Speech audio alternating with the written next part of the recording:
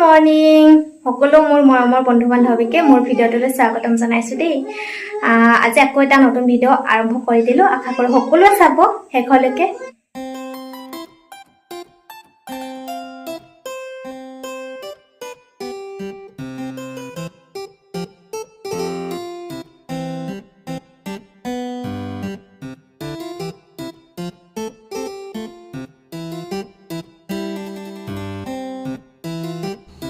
মই আহিছিলোঁ কাপোৰ ধুই কাপোৰ মেলি দিবলৈ, কিন্তু নাই এই দুষ্ট জদিয়ে চাওকচোন, তাইহে বোলে কাপোৰখিনি মেলি দিব।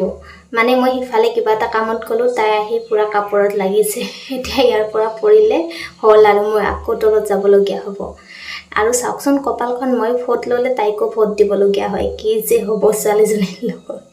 এতিয়া তাইয়ে কামখিনি কৰাত লাগি আছে।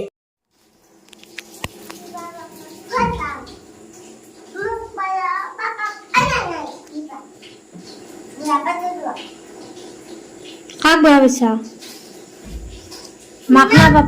মাক না পাপাক বেয়া পাই আছা তুমি?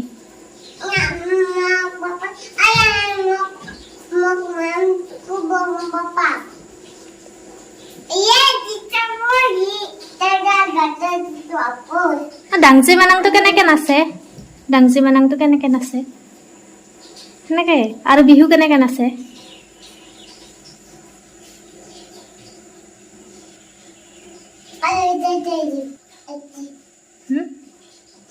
কি খেলা খেলি আছা?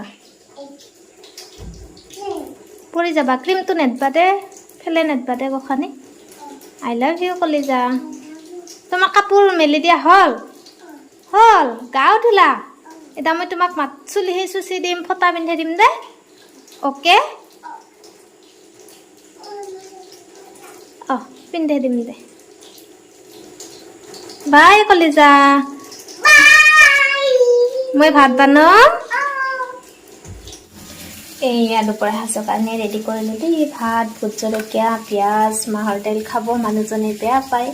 আৰু যোৱাকালিৰে অকণমান এয়া ছাগলী মাংস আছে, সেইকাৰণে আজি মাহৰ দাইলে বনাই দিলোঁ। অলপ খাব পাৰোঁ, বহুত দিনৰ পাছত একদিন বনালে খায় আৰু ইফালে আকৌ বেয়া পোৱা বস্তু ভেন্দি, এনেকৈ ফ্ৰাই কৰিলে অলপ খাব ভাল পায়। বাকী আলু সেইকাৰণে লগত দিব লগা হ'ল ভেন্দিৰ। আৰু এয়া হৈছে চয়াবিন দুয়োজনৰে প্ৰিয় দেই। আৰু ৰঙালাও খাই ভাল পায়, ৰঙালাও বুট দিছোঁ, চয়াবিন আলু। আজি দুপৰীয়া সাঁজ এনেকৈ ৰেডি কৰিছোঁ দেই। ৰাতিপুৱা ব্লগটো ষ্টাৰ্ট কৰিলোঁহে, কিন্তু ব্লগটো মানে কণ্টিনিউ কৰি থকা হোৱাই নাই। এতিয়া প্ৰগ্ৰেম যাব ৰেডি হৈছিলোঁ, কিন্তু যোৱা নহ'ল। একেবাৰে ৰেডিহে হ'লোঁ, যোৱা নহ'ল। কাৰণটো হৈছে আমাৰ গোসানী দেই। গোসানী ৰাতিপুৱাৰ পৰাই মানে তাই লেট্ৰিন লগা বুলি কৈ আছে, কিন্তু এতিয়ালৈকে লেট্ৰিনে কৰা নাই। এতিয়া ৰেডি কৰি দিছিলোঁ, চলা তলা পিন্ধাইছিলোঁ, আকৌ চলা খুলি দিবলগীয়া হ'ল। এতিয়া আকৌ তাই লেট্ৰিনে কৰা নাই এতিয়ালৈকে। চাওকচোন কি যে হ'ব ছোৱালীজনীৰ লগত। ইমান ডাঙৰ হ'ল এতিয়াও মানে সেই সৰুৰ পৰাই তাই তেনেকুৱা, লেট্ৰিনে নকৰে। ইমান ভয় কৰে লেট্ৰিন কৰিবৰ কাৰণে। এতিয়া মোৰো যোৱাই নহ'ল, ৰেডিহে হ'লোঁ। গৰমতে অৱস্থা নাই, যেনে তেনে ৰেডি হৈছিলোঁ। এতিয়া 4টা বাজিয়ে গ'ল। চাওকচোন ৰ'দ, সেই 4টা বজাত কিমান ল'ৰাটো ধৰিবই নোৱাৰি, ইমান গৰম হৈ আছে, কৰি দিছে। চাওকচোন কি ৰ'দ হৈ আছে, আৰু ভগৱান কি যে অৱস্থা ৰ'দৰ। সন্ধিয়াৰ সময়ত আকৌ আমি ওলালোঁ বজাৰ যাবৰ কাৰণে, কাৰণ অহাকাইলৈ আমতি আছে। সেইবাবে অকণমান ফল মূল যি পাওঁ লৈ আহোঁ। তো চাওঁ আৰু কি পাওঁ। দোকানবোৰ বন্ধ কৰিবই লৈছে এতিয়া।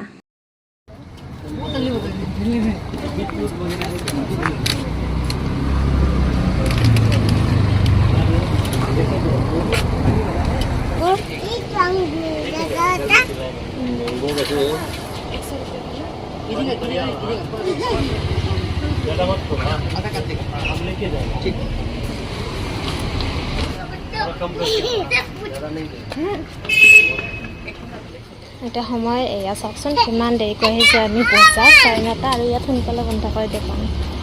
কি খানি